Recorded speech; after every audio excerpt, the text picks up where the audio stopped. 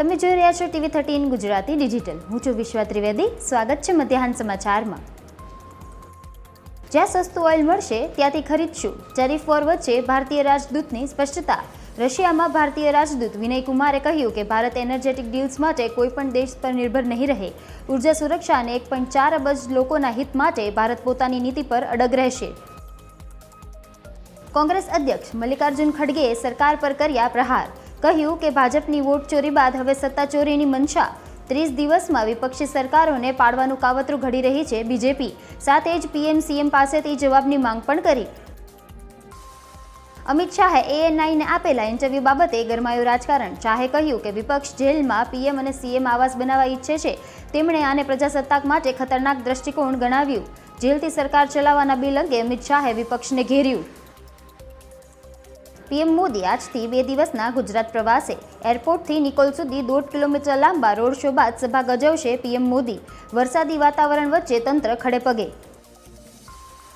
ઉત્તર પ્રદેશના બુલંદ શહેરમાં રોડ અકસ્માત. 8 શ્રદ્ધાળુઓના મોત અને 43 લોકો ઘાયલ. રાજસ્થાનના ગોગામેડી જઈ રહેલા કન્ટેનરે ટ્રેક્ટર અને ટ્રોલીને ટક્કર મારતા સર્જાયો અકસ્માત. CR પાટીલ અને સંગઠન મહામંત્રી રત્નાકરની અધ્યક્ષતામાં કમલમ ખાતે બીજેપીની બેઠક મળશે. સેવા પખવાડિયાના કાર્યક્રમ સંદર્ભે બેઠકમાં થશે ચર્ચા. ધારાસભ્યો અને શહેર જિલ્લા પ્રમુખો રહેશે ઉપસ્થિત.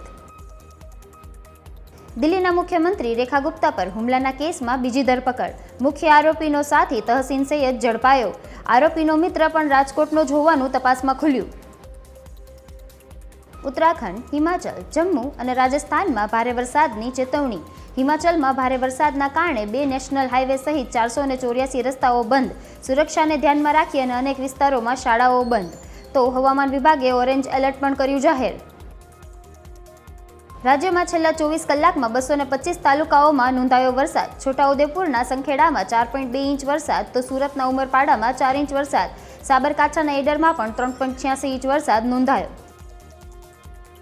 સૌરાષ્ટ્ર, કચ્છ અને મધ્ય ગુજરાત માટે 24 કલાક ભારે. 40 થી 50 કિલોમીટરની ઝડપે દરિયાકાંઠે પવન ફૂંકાશે. બંદરો પર લાગ્યા સિગ્નલ. માછીમારોને દરિયો ન ખેડવા અપાઈ સૂચના. મધ્યાહન સમાચારમાં હાલ આટલું જ. જોતા રહો TV13 ગુજરાતી ડિજિટલ.